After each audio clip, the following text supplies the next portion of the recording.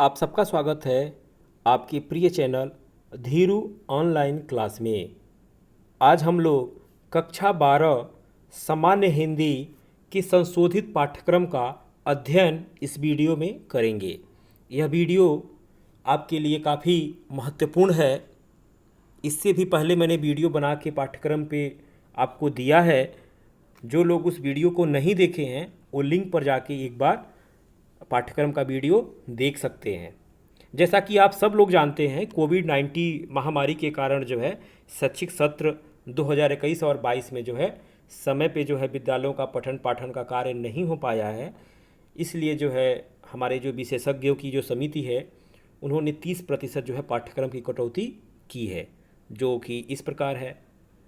आप ये भी जानते हैं कि जो आपका सामान्य हिंदी का पाठ्यक्रम है वो 2 खंडों में विभक्त है, खंड क और खंड ख।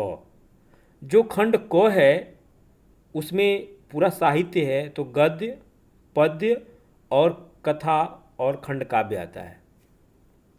जो खंड ख है उसमें आपका संस्कृत और संस्कृत के व्याकरण और हिंदी के व्याकरण और काव्यगत सौंदर्य आते हैं और निबंध और पत्र लेखन आता है।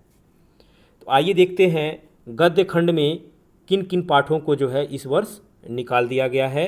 तो गद्य खंड में आपके जो कन्हैया लाल मिश्र प्रभाकर जो रॉबर्ट नर्सिंग होम में ये पाठ है, इसको इस वर्ष कोविड की वजह से पाठ्यक्रम से निकाल दिया गया है, इसे नहीं पढ़ना है। और जो आपका 5वां पाठ था हरिशंकर परसाई का निंदा रस, तो निंदा रस भी इस वर्ष हमें नहीं पढ़ना है। कोविड की वजह से इसे भी पाठ्यक्रम से निकाल दिया गया है। मतलब कि गद्य खंड में आपको 2 पाठ नहीं पढ़ने हैं, जो है कन्हैया लाल मिश्र प्रभाकर का रॉबर्ट नर्सिंग होम में और हरिशंकर परसाई का जो है निंदा रस, ये दोनों पाठ नहीं पढ़ने हैं गद्य में। आइए अब देखते हैं काव्य खंड में। तो काव्य खंड में मैथिली शरण गुप्त का जो गीत है, गीत हमें नहीं पढ़ना है। उसमें हमें क्या पढ़ना है, हम नीचे देखेंगे कि मैथिली शरण गुप्त की कौन सी रचना पढ़नी है। साहित्य कैकेयी अनुताप पढ़ना है और गीत हमें नहीं पढ़ना है। जयशंकर प्रसाद की जो एक गीत है उस गीत को नहीं पढ़ना है। बाकी हमें जो कामायनी का जो श्रद्धा सर्ग है उसे पढ़ना है। सुमित्रानंदन पंत में जो परिवर्तन कविता नहीं पढ़नी है और रामधारी सिंह दिनकर का जो है उर्वशी नहीं पढ़ना है और पुनर्नवा नहीं पढ़ना है। बाकी जो भी रचनाएं हैं उन्हें पढ़नी है। एक बार और देख लीजिए, काव्य खंड में हमें मैथिली शरण गुप्त का गीत नहीं पढ़ना है, जयशंकर प्रसाद का गीत नहीं पढ़ना है, सुमित्रानंदन पंत का परिवर्तन कविता नहीं पढ़ना है और रामधारी सिंह दिनकर का उर्वशी और जो है पुनर्नवा नहीं पढ़ना है। और कथा साहित्य में जो है हमारा जो पाठ्यक्रम है उस पाठ्यक्रम में जो शिवानी की जो कहानी है लाठी कहानी, ये लाठी कहानी हमें नहीं पढ़ना है, इस वर्ष निकाल दिया गया है सिलेबस से। कौन कौन सी कहानी हमें पढ़नी है, तो अभी हम लोग नीचे इसको देखेंगे कौन कौन सी कहानी पढ़नी है। अब संस्कृत में हमें क्या नहीं पढ़ना है, तो भोजस्य यौदार्यम, ये हमें इस वर्ष पाठ्यक्रम से निकाल दिया गया, इसे नहीं पढ़ना है भोजस्य यौदार्यम में। अब संस्कृत व्याकरण में हमें राजन, जगत और सरिता का शब्द रूप नहीं पढ़ना है, इसे भी पाठ्यक्रम से निकाल दिया गया है इस वर्ष। और जो है आपका सर्वनाम में जो है सर्व, इदम और यह, ये जो शब्द रूप हैं इसे भी इस वर्ष नहीं पढ़ना है, इसे भी जो है कोविड-19 की वजह से जो है पाठ्यक्रम में संशोधित करके इसे निकाल दिया गया है। और काव्यगत सौंदर्य में जो रस छंद अलंकार होता है उसमें अलंकार में आपको जो है भ्रामक अलंकार माने भ्रांतिमान अलंकार और संदेहा अलंकार, ये 2 अलंकार जो है नहीं पढ़ने हैं। ये जो है अर्थालंकार के जो 5 अर्थालंकार में आपको पढ़ना था, 5 अलंकार में मात्र आपको 3 ही अलंकार पढ़ना है, 2 अलंकार भी निकाल दिया गया है इस वर्ष पाठ्यक्रम से। तो आइए एक बार देख लेते हैं कि 70% के पाठ्यक्रम में कौन कौन से पाठ हमें पढ़ने हैं। जो छोड़ने वाला था वो तो हम लोगों ने देख लिया, अब पढ़ने वाला भी एक बार हम लोग देख लेते हैं। ये अंकों का विभाजन है, एक बार मैं सरसरी निगाह से पढ़ देता हूँ। आप लोग भी इसे जानते भी होंगे कि जो हमारा खंड क है वो 7 प्रश्न इसे पूछा जाता है। पहला प्रश्न जो हमारा होता है वो हिंदी साहित्य का जो गद्य खंड होता है उससे जो हमारा इतिहास पूछा जाता है। फिर जो है हमारा काव्य खंड होता है, उससे भी हमारा जो है हिंदी का जो है विकास यात्रा है हिंदी काव्य का, उससे भी 5 अंक का सवाल पूछा जाता है। हमारे पाठ्यक्रम में जो निर्धारित गद्यांश हैं उन गद्यांशों पे जो है 5 प्रश्न पूछे जाते हैं। प्रत्येक प्रश्न जो है 2 अंक का होता है।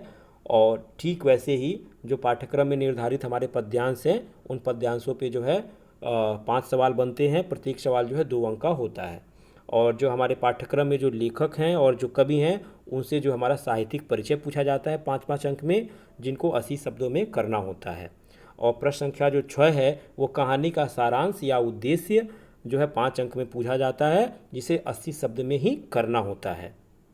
प्रश्न संख्या जो 7 है ये खंड काव्य है। अलग अलग जिला में अलग अलग खंड काव्य पढ़ाया जाता है, तो इस खंड काव्य की कथा वस्तु और पात्रों का चरित्र चित्रण जो है 5 अंक का ये सवाल बनता है, जिसे 80 शब्दों में करना होता है। जो खंड ख है ये 50 अंक में है, जो कि प्रश्न संख्या जो 8 बनता है 8 का क और ख। तो जो संस्कृत में जो गद्यांश होते हैं, संस्कृत के जो गद्यांश होते हैं उनका हिंदी अनुवाद हम करते हैं 7 अंक में। 2 अंक जो आपका संदर्भ के लिए होता है और 5 अंक जो आपका उसका हिंदी अनुवाद के लिए होता है 7 अंक में। 8 का जो ख है वो पद्यांशों पे जो है पद्यांशों का हिंदी अनुवाद के लिए है, 7 अंक इसके लिए निर्धारित किया गया है। और प्रश्न संख्या जो 9 है वो जो है लोकोक्तियाँ और मुहावरे से प्रश्न पूछा जाता है।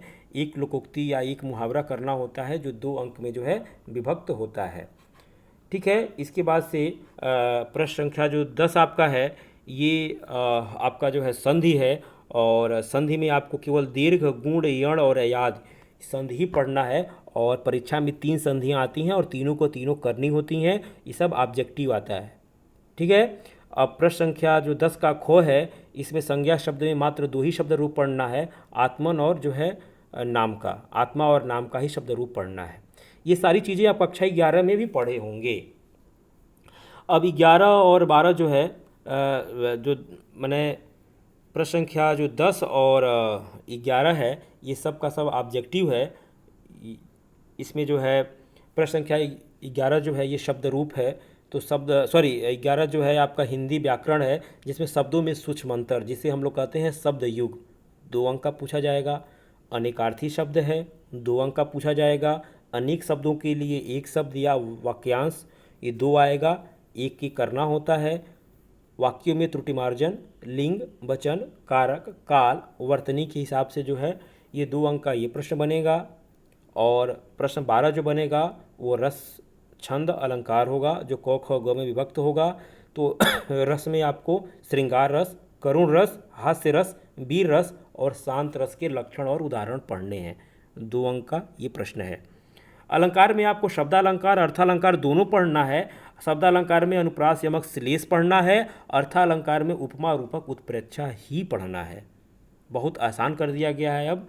और छंद में आपको केवल मात्रिक छंद पढ़ना है। मात्रिक छंद में आपको चौपाई, दोहा, सोरठा, कुंडलियाँ ही पढ़ना है, जिनको जो है 2 अंकों में प्रश्न पूछा जाएगा।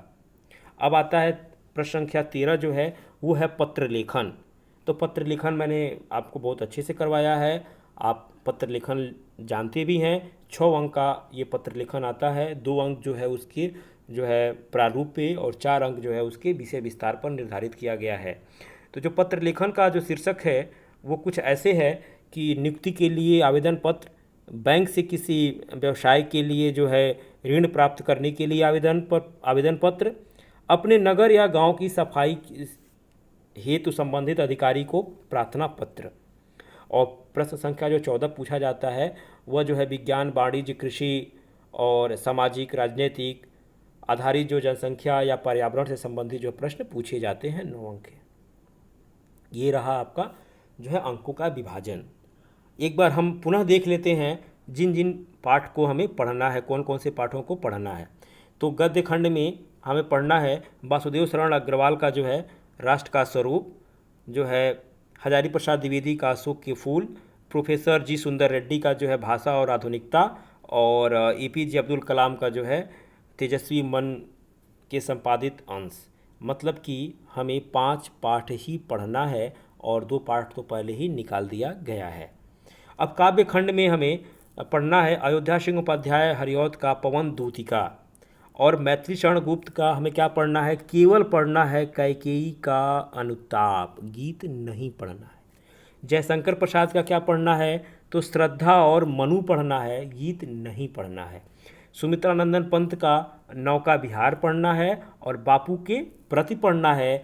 इसमें से जो परिवर्तन कविता है उसको भी निकाल दिया गया है।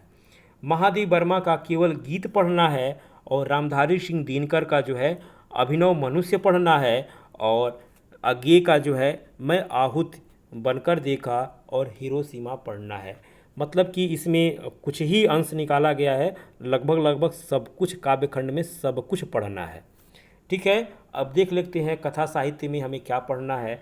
तो कथा साहित्य में हमें जो है जयनंद कुमार का जो है ध्रुव यात्रा, रेणु जी का जो है मैला, ये जो है पंचलाइट, और अमरकांत का बहादुर, ये तीन ही कहानी हमें पढ़नी है बस।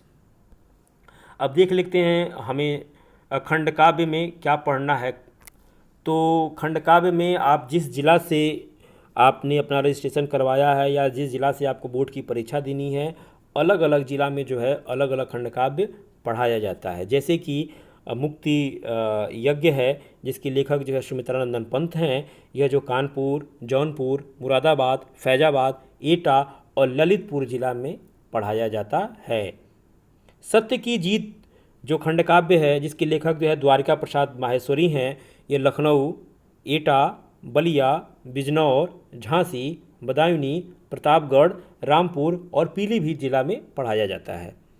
रश्मिरथी जिसके लेखक हैं रामधारी सिंह दिनकर, यह वाराणसी, मथुरा, बुलंदशहर, मुजफ्फरनगर, फतेहपुर जो है उन्नाव और देवरिया और कुशीनगर जिला में पढ़ाया जाता है।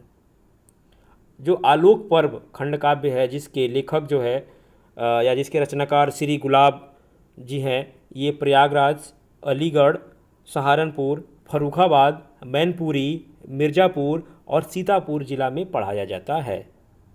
त्याग पथिक जो खंडकाव्य है इसके लेखक जो हैं श्री रामेश्वर शुक्ल अंचल हैं, जो आगरा और गोरखपुर, गाजीपुर, बरेली, सुल्तानपुर जो है ललितपुर और लखीमपुर खीरी, गोंडा और बाराबंकी जिला में पढ़ाया जाता है।